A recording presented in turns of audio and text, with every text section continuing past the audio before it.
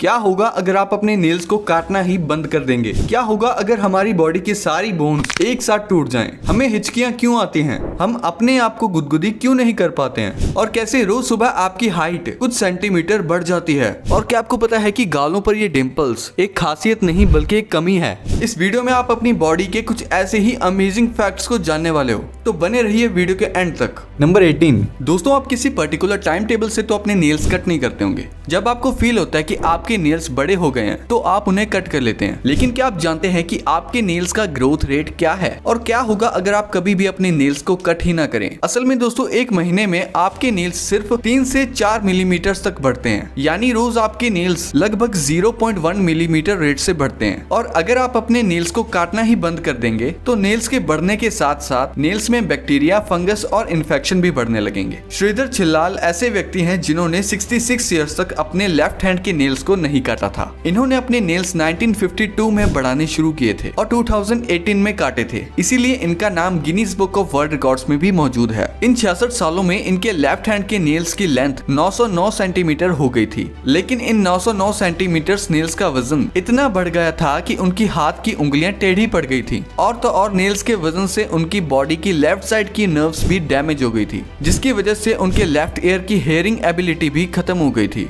Number 17। दोस्तों, ये बात साइकोलॉजिकल प्रूव्ड है कि अगर आपके पास कोई यॉर्निंग कर रहा है यानी उबासी लेता है तो आपको भी ऑटोमेटिकली उबासी आने लगती है। लेकिन क्या आप जानते हैं कि उबासी लेना बॉडी के लिए बहुत जरूरी होता है, क्योंकि उबासी लेने से ह्यूमन बॉडी का टेम्परेचर रेगुलेट होता रहता है, ब्रेन एक्टिव रहता है, बॉडी के अंदर ऑक्सीजन सही से फ्लो होती रहती है और बॉडी के लंग टिश्यू लुब्रिकेट होते रहते हैं। सोचिए दोस्तों, एक छोटी सी दिखने वाली एक्टिविटी आपकी बॉडी की अच्छी फंक्शनिंग में कितना ज्यादा कंट्रीब्यूट करती है। नंबर 16। वैसे बेड पर से उठने का मन तो किसी का भी नहीं करता, लेकिन क्या हो अगर आपको कोई 2 महीनों तक बेड पे रहने के लिए ही $19,000 यानी कि 15 लाख रुपए दे? जी हाँ, नासा ने ये चैलेंज लोगों को दिया है, क्योंकि 2 महीनों तक सिर्फ बेड पे रहना बहुत ज्यादा मुश्किल है। बल्कि ऐसा करने से ह्यूमन हाइबरनेशन भी हो सकता है, जैसे हार्ट रेट का 150 बीट्स तक बढ़ जाना, शोल्डर और हिप्स का ब्लड फ्लो रुक जाना, फैट का बढ़ जाना, मेंटली इनएक्टिव हो जाना और भी बहुत सारी प्रॉब्लम्स का होना, और आखिर में ये आपकी जान भी ले सकता है। तो इससे अच्छा है कि आप मेहनत करके ही पैसे कमाएं, ना कि 2 महीने तक बेड पर रहकर। नंबर 15। दोस्तों, स्किन हमारी पूरी बॉडी को कवर करती है, इसीलिए ये बॉडी का सबसे बड़ा ऑर्गन होती है। लेकिन क्या आपको पता है कि ह्यूमन स्किन की 1 इंच किस चीज से बनी हुई होती है? ह्यूमन स्किन की 1 inch 19 million skin cells, 650 sweat glands, 20 blood vessels और 1000 नर्व एंडिंग से बनी हुई होती है। सबसे हैरान करने वाली बात तो ये है कि स्नेक्स की तरह ह्यूमन स्किन भी हर 28 डेज के बाद रिप्लेस होती रहती है। आसान लफ्जों में कहें तो हर 28 डेज के बाद स्किन सेल्स जनरेट होते हैं और डेड स्किन सेल्स हवा में रिलीज हो जाते हैं। नंबर 14। जब आपको हिचकियां आती हैं तो आपसे कहा जाता है कि जरूर आपको कोई याद कर रहा है। लेकिन क्या आपको पता है कि हिचकियां आने का बायोलॉजिकल रीजन क्या होता है? असल में दोस्तों, ह्यूमन बॉडी में लंग्स के नीचे डायफ्राम मसल्स होती हैं, जो चेस्ट कैविटी से एब्डोमेन को अलग रखती हैं। और डायफ्राम इनवॉलंटरी कंट्रैक्ट हो जाता है तो हमारी वोकल कॉर्ड्स बंद हो जाती हैं और जिसकी वजह से ये हिक की आवाज आती है, इसीलिए इन्हें हिकअप्स कहा जाता है। हिचकियां मिनिमम 2 से 3 मिनट्स और मैक्सिमम 48 घंटों तक एक्टिव रह सकती हैं। लेकिन चार्ल्स ओसबोर्न ऐसे व्यक्ति हैं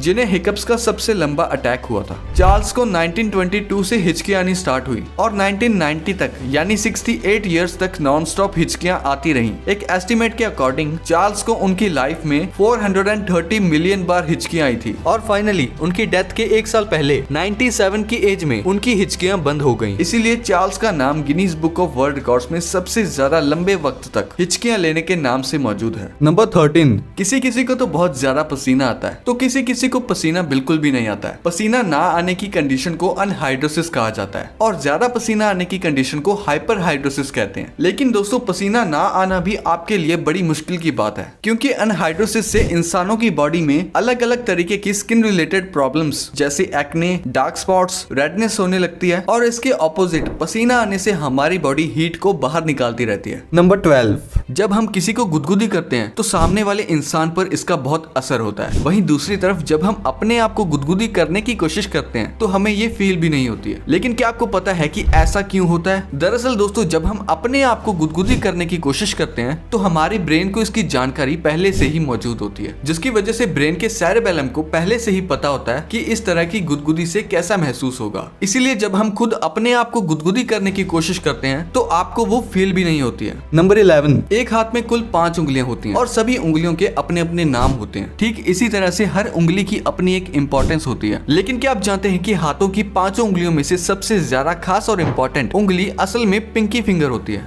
यानी हमारी सबसे छोटी उंगली। आपको जानकर हैरानी होगी कि पिंकी फिंगर की वजह से ही आपके हाथ की बाकी उंगलियां सही से काम कर पाती हैं। बल्कि हैंड स्पेशलिस्ट डॉक्टर्स के अकॉर्डिंग अगर आप अपनी पिंकी फिंगर को ही खो देते हैं तो आपके हाथ की 50% स्ट्रेंथ कम हो जाती है। नंबर 10, क्या आपको पता है कि जब आप रोज सुबह सोकर उठते हैं तो आपकी हाइट नॉर्मल हाइट से 1 सेंटीमीटर ज्यादा लगती है और शाम होने तक हाइट कम लगने लगती है। ऐसा इसीलिए होता है क्योंकि पूरे दिन थकावट और काम करने से बोन्स के बीच मौजूद कार्टिलेज शाम तक कंप्रेस्ड हो जाता है, जिसकी वजह से शाम तक हमारी लंबाई कम लगने लगती है। वहीं दूसरी ओर रात भर आराम करने और सोने से कार्टिलेज रिलैक्स हो जाता है, जिससे सुबह के वक्त हाइट 1 सेंटीमीटर ज्यादा लगती है। नंबर 9, दोस्तों आपने अपने या फिर लोगों के नाखूनों पर ये सफेद दाग तो देखे ही होंगे, लेकिन क्या कभी आपने सोचा है कि ये कुछ लोगों के ही नाखूनों में क्यों होता है? दरअसल नाखूनों में मौजूद ये सफेद दाग आपकी बॉडी में आयरन, कैल्शियम और मिनरल्स की कमी का कारण होता है। हमारी बॉडी और माइंड का कनेक्शन इतना स्ट्रॉन्ग है कि अगर हमारी बॉडी में कहीं भी कोई गड़बड़ होती है या कोई बीमारी होती है या फिर किसी न्यूट्रिएंट्स की कमी होती है तो उसके सिम्टम्स हमें बहुत जल्दी दिखाई देने लग जाते हैं ताकि हम उसे तुरंत ठीक कर सकें। नंबर 8, क्या आप ब्रेन फ्रीज के बारे में जानते हैं? दरअसल ये एक ऐसी कंडीशन होती है जिसमें किसी भी ठंडी चीज को खाने या पीने के बाद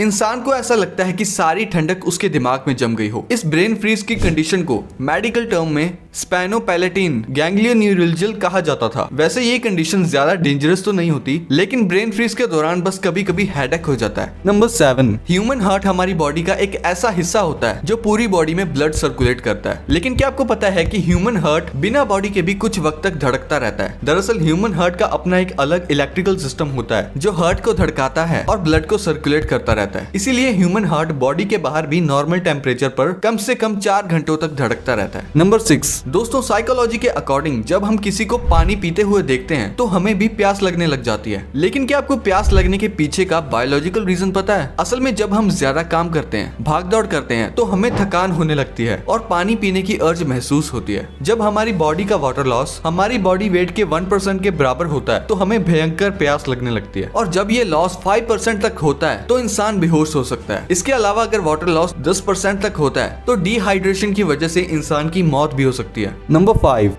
हमारी नाक हमें सांस लेने में हेल्प करती है। लेकिन ये कहना भी गलत नहीं होगा कि नोज ह्यूमन बॉडी की सुपर हीरो होती है, क्योंकि ह्यूमन नोज एक फिल्टर, हीटर और मॉइस्चर की तरह काम करती है। असल में ह्यूमन नोज का स्ट्रक्चर छोटी छोटी बोन्स से शेल्व्स की तरह बना हुआ होता है जिसे टर्बिनेट्स कहते हैं। टर्बिनेट्स में ऐसी ब्लड वेसल्स होती हैं जो ठंडी एयर को गर्म और गर्म हवा को नॉर्मल और मॉइस्ट करते हैं, जिसका मतलब जब एयर आपके लंग्स में पहुंचती है तो वो काफी हद तक फिल्टर हो चुकी होती है। नंबर 4, दोस्तों आपने अक्सर लोगों को एक दूसरे से कहते हुए सुना होगा कि आप तो बहुत ग्लो कर रहे हैं। लेकिन क्या आप जानते हैं कि ऐसा क्यों होता है? और तो और क्या आपको पता है कि ह्यूमन बॉडी असलियत में भी चमकती है, यानी हमारी बॉडी भी लाइट को एमिट करती है। जी हाँ, ये बिल्कुल सच है। पिछली हुई रिसर्चेस से ये पता चला है कि ह्यूमन बॉडी भी असल में लाइट को रिफ्लेक्ट करती है, लेकिन इस लाइट की इंटेंसिटी नॉर्मल आंखों से दिखने वाली लाइट से 1000 टाइम्स लो होती है और इसीलिए ये नेकेड आईज से दिखाई नहीं देती है। साइंटिस्ट का मानना है कि ये लाइट बॉडी के अंदर लगातार होने वाले केमिकल रिएक्शन की वजह से निकलती है। ये लाइट लोगों के चेहरे पर ज्यादा विजिबल होती है और यही लाइट ग्लो के रूप में नजर आती है। नंबर 3, गालों पर डिंपल पड़ने वाले लोगों को उनकी क्यूटनेस की वजह से बहुत ज्यादा पसंद किया जाता है। लेकिन क्या आपको पता है कि ये डिंपल्स मसल्स डिस्फंक्शन की वजह से होते हैं? असल में गालों के अंदर जिगोमैटिकस मेजर नाम की मसल्स होती हैं, जिसके 2 हिस्सों में बढ़ जाने की वजह से गालों में डिंपल्स आ जाते हैं। वैसे इससे ह्यूमंस को कोई नुकसान तो नहीं होता है, बल्कि ये फेस को और अट्रैक्टिव कर देता है। नंबर 2, कभी आपने सोचा है कि जब हम अपनी रिकॉर्डेड आवाज को सुनते हैं तो वो अलग क्यों लगती है? ये इसीलिए होता है क्योंकि जब हम बोलते हैं तो हमें अपनी असली आवाज सुनाई ही नहीं देती, क्योंकि हमारी आवाज तो हमारे स्कल की हड्डी से वाइब्रेट होते हुए हमारे कानों तक पहुंचती है। इसी रीजन से हमारी आवाज का बेस बढ़ जाता है और पिच कम हो जाती है। इसका सीधा मतलब ये है कि दूसरों को आपसे ज्यादा आपकी आवाज का पता होता है। 2013 में नेशनल लाइब्रेरी ऑफ मेडिसिन में एक स्टडी हुई जहाँ कुछ लोगों को कुछ आवाजें सुनाई गई और लोगों को वो आवाज पसंद भी आई, लेकिन तब तक जब तक उनको ये नहीं बताया गया कि ये उनकी खुद की आवाज है। तो इससे ये पता लगता है कि हमें अपनी आवाज इसीलिए अच्छी नहीं लगती क्योंकि हम अपनी आवाज को एक अलग ही तरीके से पहचानते हैं। नंबर 1,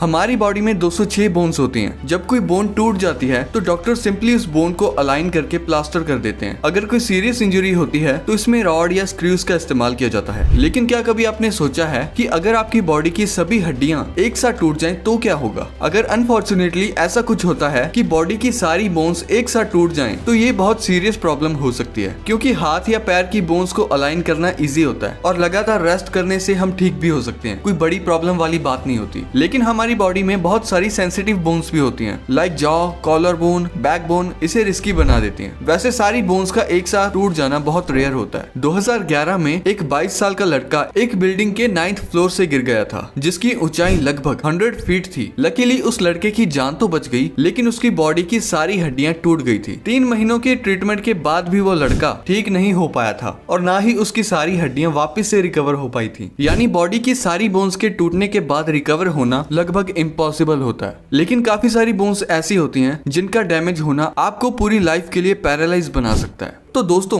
अब अगर आपको ये वीडियो अच्छी लगी है तो इसे लाइक कर दो और आने वाली और भी अमेजिंग और इंटरेस्टिंग वीडियोस देखने के लिए इस चैनल को सब्सक्राइब करके ऑल नोटिफिकेशन बेल को ऑन कर लो, ताकि आने वाली और भी इंटरेस्टिंग और अमेजिंग वीडियोस का नोटिफिकेशन सबसे पहले आपके पास आए। So till then keep learning and keep exploring.